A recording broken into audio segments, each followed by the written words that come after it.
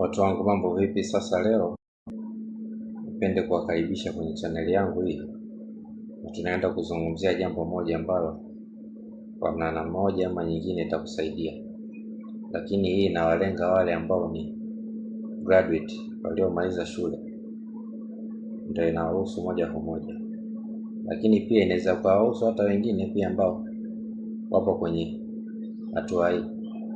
Sasa unajua, tunapomaliza masomo yetu tunakuwa tuna mategemeo makubwa sana.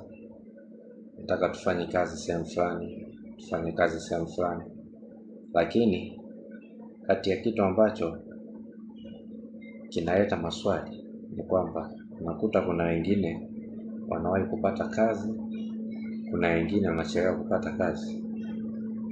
Na jambo ambalo napenda nizungumzie hapa ni namna gani ambavyo mtu mmoja anaweza akafanikiwa kupata kazi mapema. Sasa leo nakupa swala hili ambalo litakusaidia wewe. Na swala hili ni kwamba usisubiri kazi ya ndoto yako.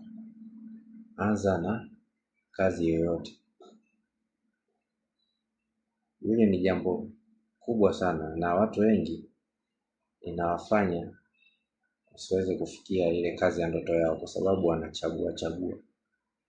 Lakini ukiwa na tabia ya kwamba kazi iliyojitokeza unaweza ukafanya, eza kama ni kazi ya kujitolea au hata kama ni kazi yenye malipo madogo, ukaanza na hiyo kazi, itakusaidia sana, kwa sababu katika kazi hiyo ya kujitolea au yenye malipo madogo, kwanza utatengeneza network ya watu, utajuana na watu wengi,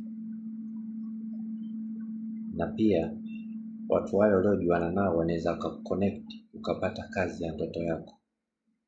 Hicho ni kitu cha kwanza. Kitu cha pili, utapata uzoefu ambao utakufanya utakavyoenda kufanya interview ya kazi nyingine, kuna vitu unaweza ukaongea na kujielezea vizuri ambavyo vitakusaidia wewe uweze kupata hiyo nafasi nyingine ya kazi nyingine. Kingine, utapata marefali, wale watu ambao utaweza kuandika kwenye CV zako, ambao wanaweza wakakupigania wewe endapo wataulizwa, unamjua mtu fulani alifanya kazi sehemu fulani, wanaweza kukusaidia wewe, kukuinua na kuweza kupata hiyo kazi ya ndoto yako. Kwa kusema hayo, nipende kusema kwamba vijana mnaomaliza shule, msichague sana.